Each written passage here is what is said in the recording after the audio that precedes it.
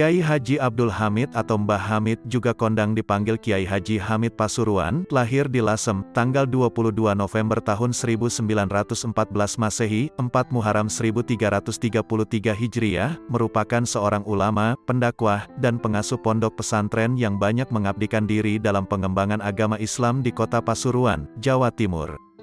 Meski Pasuruan dinisbatkan dalam namanya, Kiai Haji Abdul Hamid sebenarnya dilahirkan di Dukuh Sumur Kepel, Desa Sumbergerang, Lasem, Rembang, Jawa Tengah pada tanggal 22 November tahun 1914 Masehi atau bertepatan dengan tanggal 4 Muharram 1333 Hijriah dengan nama lahir Abdul Mukti.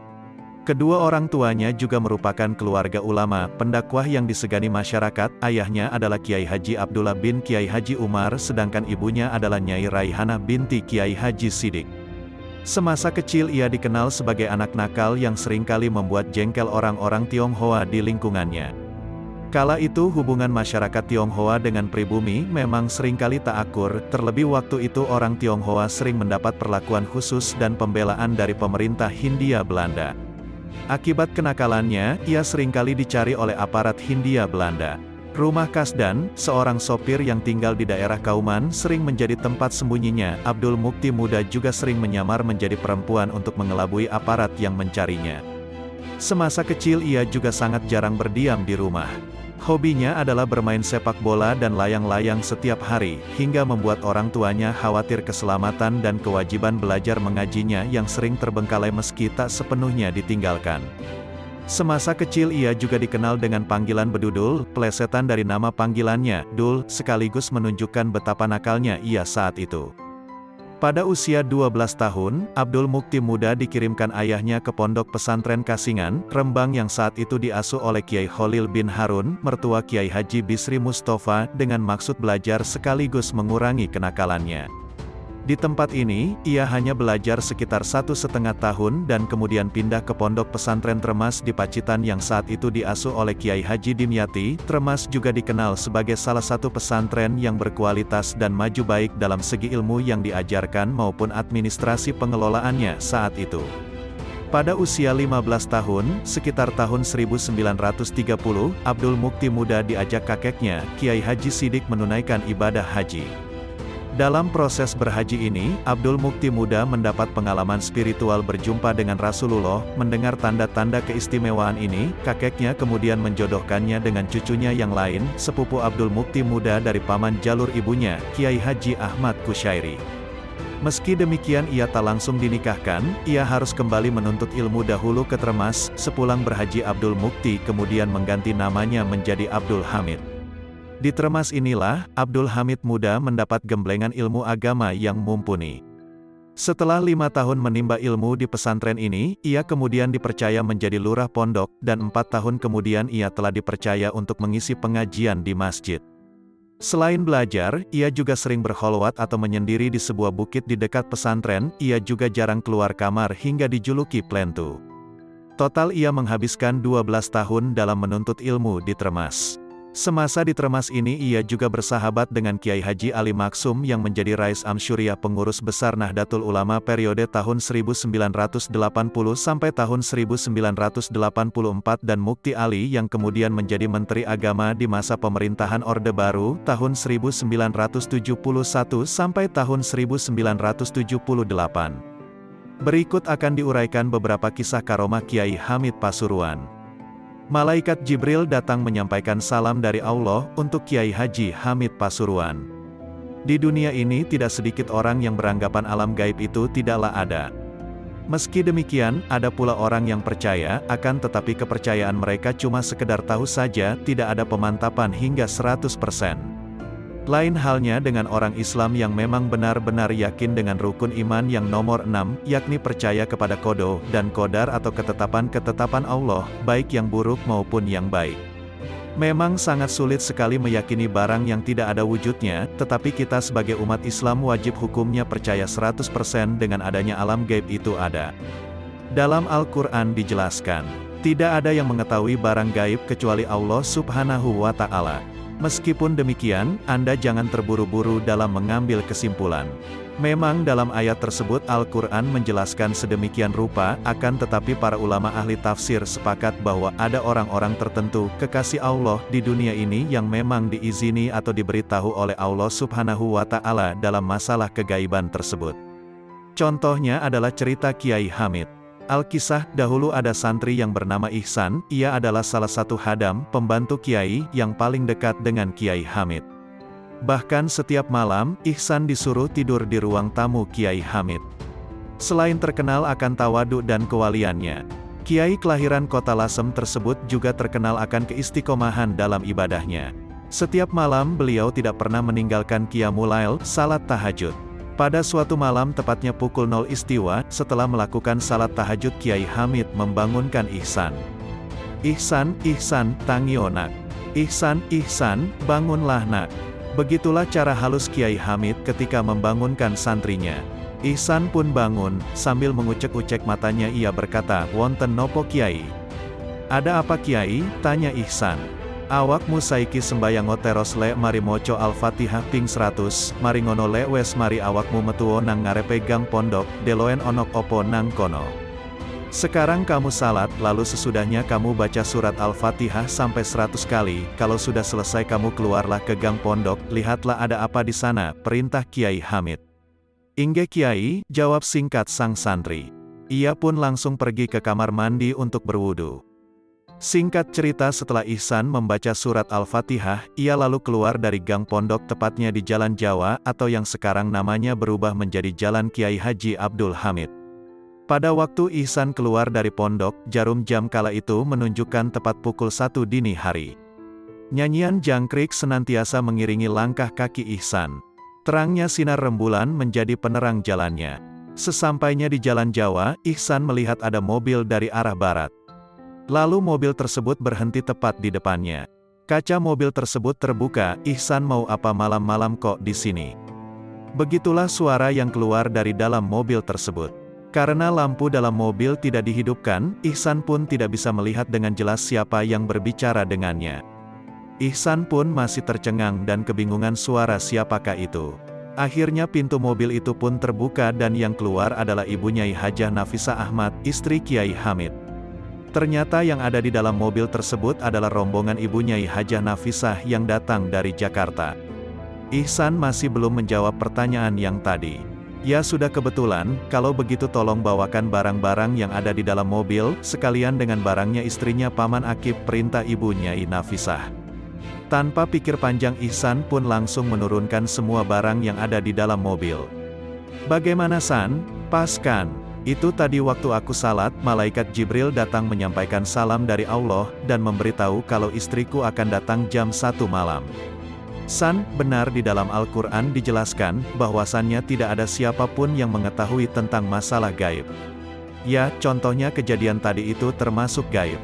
Cuma Allah Subhanahu wa Ta'ala itu memberi izin atau memberitahu barang gaib kepada hamba yang dicintainya," jelas Kiai Hamid. Setelah menjelaskan kejadian tersebut, Kiai Hamid langsung masuk ke dalam. Sedangkan Ihsan masih tercengang dan merasa kagum kepada Kiai Hamid. Tidaklah ada kalimat yang pantas ketika kita melihat atau mendengar kejadian yang menakjubkan dari Allah Subhanahu wa Ta'ala, melainkan kata Subhanallah. Terkuaknya kewalian Kiai Hamid Pasuruan. Suatu ketika seorang habaib dari kota Malang, ketika masih muda, yaitu Habib Bakir Mauladawilah, sekarang beliau masih hidup, diijazahi sebuah doa oleh Al-Ustadzul Imam Al-Habar Al-Qut Al-Habib Abdul Qadir bin Ahmad Bil Faqih, pendiri pesantren Darul Hadis Malang. Habib Abdul Qadir Bil Faqih berpesan kepada Habib Bakir untuk membaca doa tersebut ketika akan menemui seseorang, agar tahu sejatinya orang tersebut siapa, orang atau bukan. Suatu saat datanglah Habib Bakir menemui seorang wali min aulia ilah di daerah Pasuruan, Jawa Timur, yang masyhur dengan nama Mbah Hamid Pasuruan. Ketika itu di tempat Mbah Hamid banyak sekali orang yang sowan, bersilaturahmi bertemu kepada beliau, meminta doa atau keperluan yang lain. Setelah membaca doa tersebut kaget Habib Bakir, ternyata orang yang terlihat seperti Mbah Hamid sejatinya bukan Mbah Hamid. Beliau mengatakan, "Ini bukan Mbah Hamid, khodam ini. Mbah Hamid tidak ada di sini." Kemudian Habib Bakir mencari di manakah sebetulnya Mbah Hamid. Setelah bertemu dengan Mbah Hamid yang asli, Habib Bakir bertanya kepada beliau, "Kiai, jangan begitu." Mbah Hamid menjawab, "Ada apa Bib?" Kembali Habib Bakir melanjutkan, "Kasihan orang-orang yang meminta doa, itu doa bukan dari panjenengan, yang mendoakan itu khodam, panjenengan di mana waktu itu, kenapa kok harus begitu Kiai?" tanya Habib Bakir. Mbah Hamid tidak menjawab, hanya diam. Lalu Kiai Hamid menarik tangan Habib Bakir dan berkata, "Jika Habib ingin tahu yang sebenarnya mari ikut saya." Sambil membaca sebuah doa yang kedengaran jelas oleh Habib Bakir, seketika itu kagetlah Habib Bakir, karena melihat suasana di sekitar mereka berubah menjadi bangunan masjid yang sangat megah. "Di mana ini Kiai?" tanya Habib Bakir. "Monggo enjenengan pirsoni piyambek niki teng pundi, silakan tuan lihat sendiri ini ada di mana," jawab Kiai Hamid. Subhanallah, ternyata Habib Bakir dibawa oleh Kiai Hamid ke Masjidil Haram di Mekah. "Apa yang sebenarnya terjadi Kiai?" tanya Habib Bakir. Kiai Hamid kemudian menjelaskan, "Saya sudah terlanjur terkenal, padahal saya tidak ingin terkenal, tidak ingin muncul, hanya ingin asyik sendirian dengan Allah. Saya sudah berusaha bersembunyi di mana saja, tapi orang-orang selalu ramai datang kepadaku. Kemudian saya ikhtiar menggunakan doa ini. Itu yang saya taruh di sana bukan khodam dari jin, melainkan malakul artli, malaikat yang ada di bumi. Berkat doa ini, Allah Ta'ala menyerupakan malaikatnya dengan rupaku." Habib Bakir yang menyaksikan secara langsung peristiwa tersebut, sampai kini merahasiakan apa yang pernah dialaminya bersama Kiai Hamid, hanya sedikit yang diceritakan kepada keluarganya. Kisah salam Kiai Hamid kepada wali gila di Pasar Kendal. Lain waktu, ada tamu dari Kendal sowan kepada Mbah Hamid. Singkat cerita, Mbah Hamid menitipkan salam untuk si Fulan bin Fulan yang kesehariannya berada di Pasar Kendal. Menitipkan salam untuk seorang yang dianggap gila oleh masyarakat Kendal. Fulan bin Fulan kesehariannya berada di sekitar pasar dengan pakaian dan tingkah laku persis seperti orang gila, namun tidak pernah mengganggu orang-orang di sekitarnya. Tamu tersebut bingung kenapa Mbah Hamid sampai menitip salam untuk orang yang dianggap gila oleh dirinya. Tamu tersebut bertanya, "Bukankah orang tersebut adalah orang gila Kiai?" Kemudian Mbah Hamid menjawab, "Beliau adalah wali besar yang menjaga Kendal, rahmat Allah turun, bencana ditangkis, itu berkat beliau, sampaikan salamku." Kemudian setelah si tamu pulang ke Kendal, menunggu keadaan pasar sepi, dihampirinya lah orang gila yang ternyata sohibul wilayah Kendal. "Assalamualaikum," sapa si tamu. Wali tersebut memandang dengan tampang menakutkan layaknya orang gila sungguhan, kemudian keluarlah seuntai kata dari bibirnya dengan nada sangar. "Waalaikumsalam, ada apa?" Dengan badan agak gemetar, si tamu memberanikan diri. Berkatalah ia, "Panjenengan dapat salam dari Kiai Hamid Pasuruan, Assalamualaikum." Tak beberapa lama, wali tersebut berkata, "Waalaikumsalam," dan berteriak dengan nada keras. "Kurang ajar si Hamid, aku berusaha bersembunyi dari manusia, agar tidak diketahui manusia, kok malah dibocor-bocorkan. Ya Allah, aku tidak sanggup, kini telah ada yang tahu siapa aku. Aku mau pulang saja, gak sanggup aku hidup di dunia." Kemudian wali tersebut membaca sebuah doa, dan bibirnya mengucap, "La ilaha illallah Muhammadur Rasulullah." Seketika itu langsung meninggallah sang wali di hadapan orang yang diutus Mbah Hamid agar menyampaikan salam. Hanya si tamulah yang meyakini bahwa orang yang dikep sebagai orang gila oleh masyarakat Kendal itu adalah wali besar. Tak satupun masyarakat yang meyakini bahwa orang yang meninggal di pasar adalah seorang wali. Malah si tamu juga dicap sebagai orang gila karena meyakini si Fulan bin Fulan sebagai wali. Subhanallah, begitulah para wali-walinya Allah. Saking inginnya berasyik-asyikan hanya dengan Allah, sampai berusaha bersembunyi dari keduniawian, tak ingin ibadahnya diganggu oleh orang-orang ahli dunia. Bersembunyinya mereka memakai cara mereka masing-masing. Oleh karena itu janganlah kita suudzon terhadap orang-orang di sekitar kita, jangan-jangan dia adalah seorang wali yang bersembunyi. Kisah Asmawi dan Daun. Asmawi, saya seorang santrinya, gundah gulana. Ia harus melunasi utang kepada panitia pembangunan masjid yang sudah jatuh tempo. Besarnya Rp300.000, cukup besar untuk ukuran waktu itu, tahun 70-an. Ia tidak tahu dari mana uang sebanyak itu bisa didapat dalam waktu singkat. Saking buntu otaknya, ia hanya bisa menangis, malu kalau sampai ditagih. Akhirnya dia mengadukan hal tersebut kepada Kiai Hamid. Dengan lembut Kiai menghibur. "Mengapa sampai menangis segala, kan masih ada Kiai," katanya, yang lantas menyuruh Asmawi menggoyang pohon kelengkeng yang tumbuh di halaman depan rumah Pak Kiai. "Di sana ada 2 pohon kelengkeng. Kumpulkan daun-daun yang gugur itu dan bawa kemari," pinta Kiai Hamid.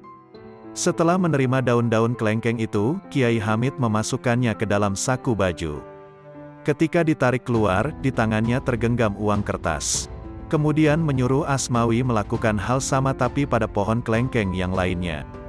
Dengan cara yang sama pula, daun kelengkeng itu berubah menjadi uang kertas.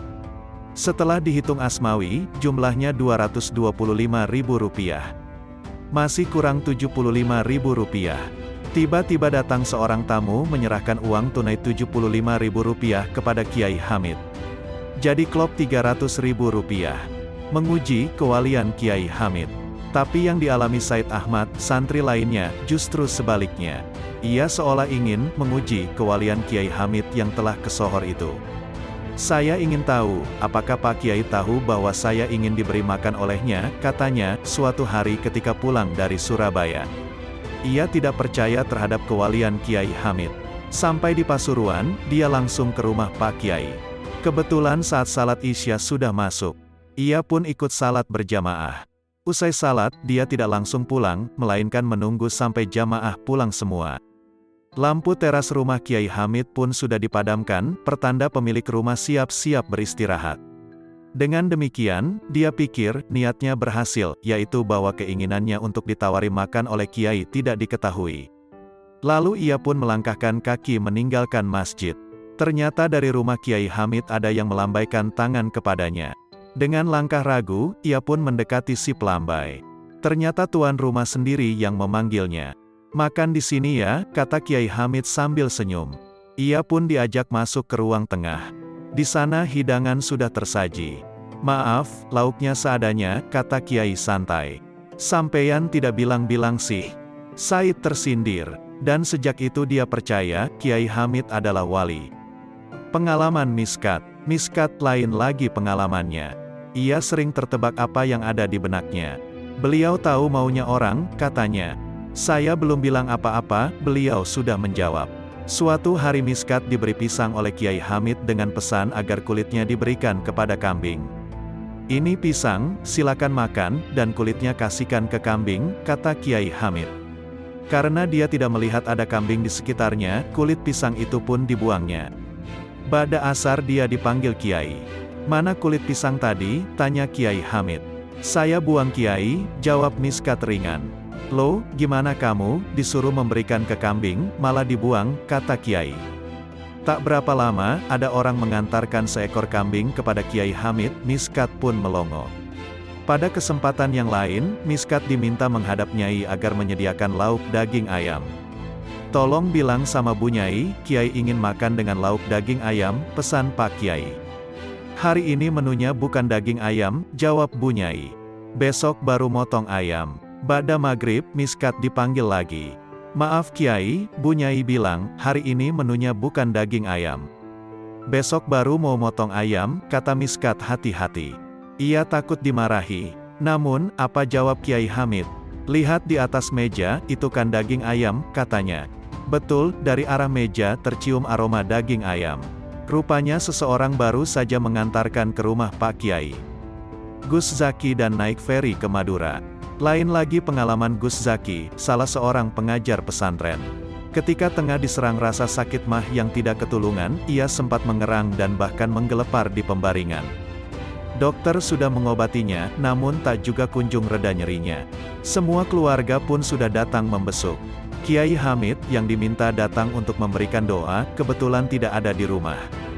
Ketika jam menunjuk angka 11 malam, Nyonya Zaki merebus air di dapur untuk sarana menghangatkan perut suaminya, dengan cara dimasukkan ke dalam botol lalu digelindingkan di atas perut. Nah, saat tengah sendirian di kamar itulah Kiai Hamid datang berkunjung. Tentu saja Gus Zaki kaget dengan kedatangan yang tiba-tiba itu.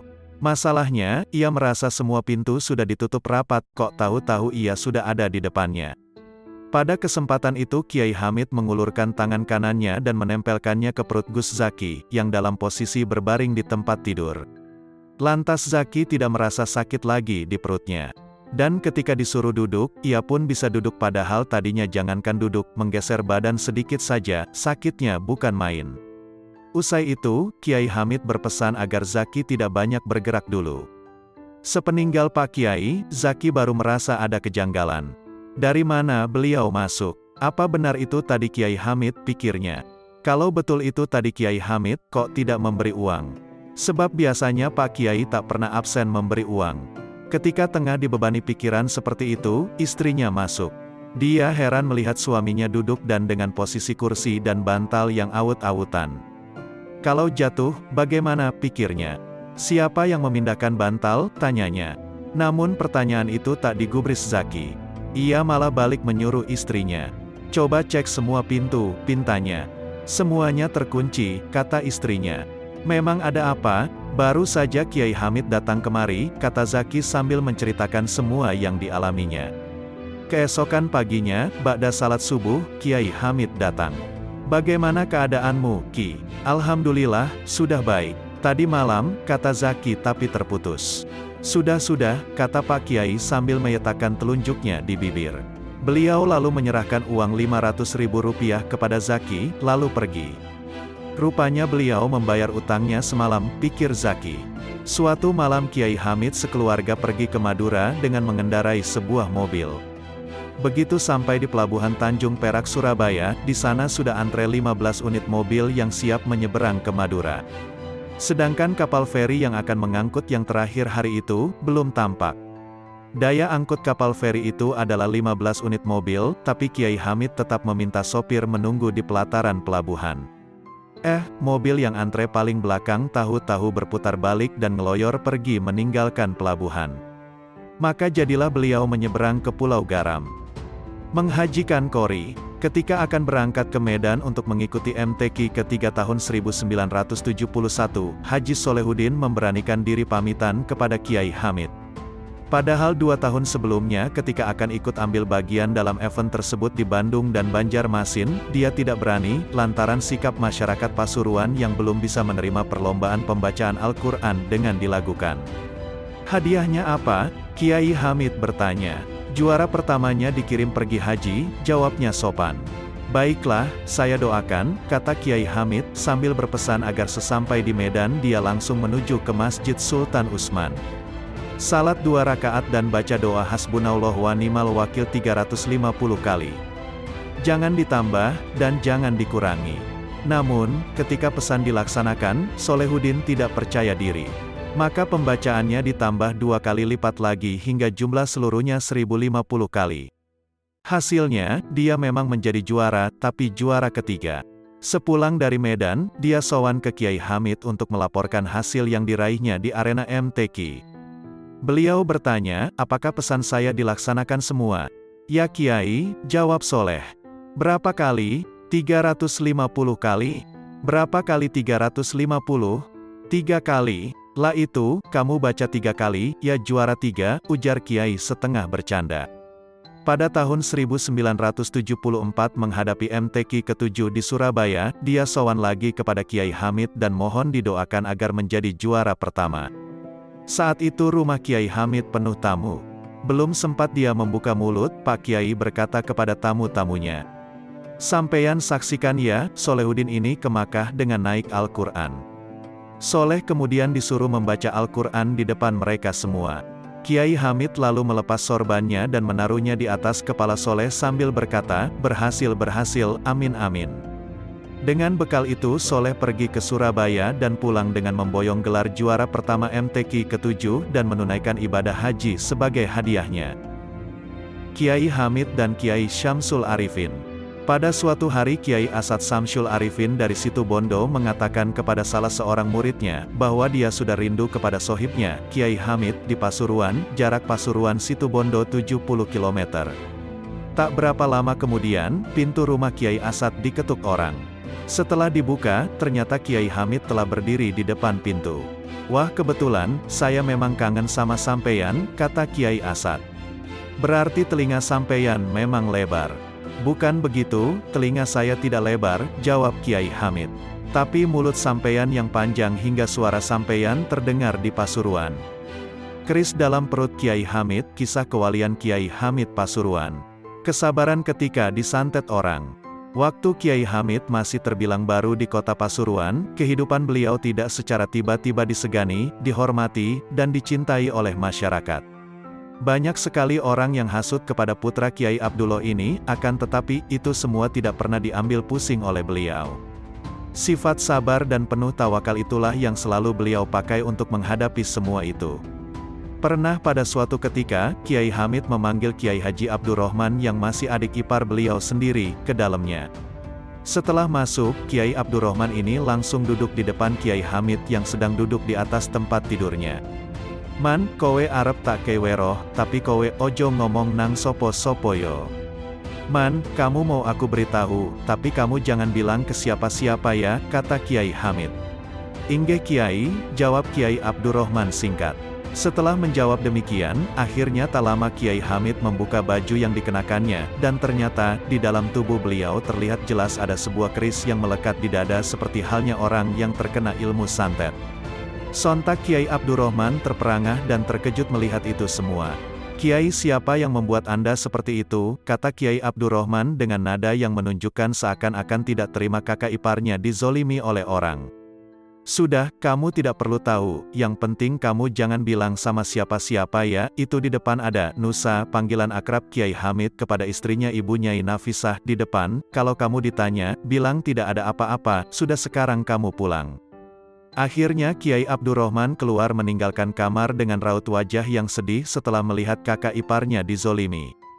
Ketika keluar, ternyata benar Bu Nyai Nafisah berada di ruang tamu. Bu Nyai Nafisah merasa penasaran memergoki adiknya yang berwajah sedih ketika keluar dari kamar Kiai Hamid. "Man, ada apa?" tanya Bu Nyai Nafisah. Mendengar pertanyaan seperti itu, Kiai Abdurrahman serasa tidak kuat untuk menahan kepedihan setelah melihat kondisi Kiai Hamid, dan itu semua membuat Kiai Abdurrahman lupa akan janjinya yang telah dikatakan kepada Kiai Hamid. Ketika Kiai Abdurrahman akan menjawab jujur kepada Bu Nyai Nafisah, tiba-tiba, "Ora onok opo-opo kok Bu," jawab Kiai Hamid sembari melangkahkan kakinya keluar dari kamar. Pada akhirnya Kiai Abdurrahman meminta izin pulang kepada Bu Nyai Nafisah.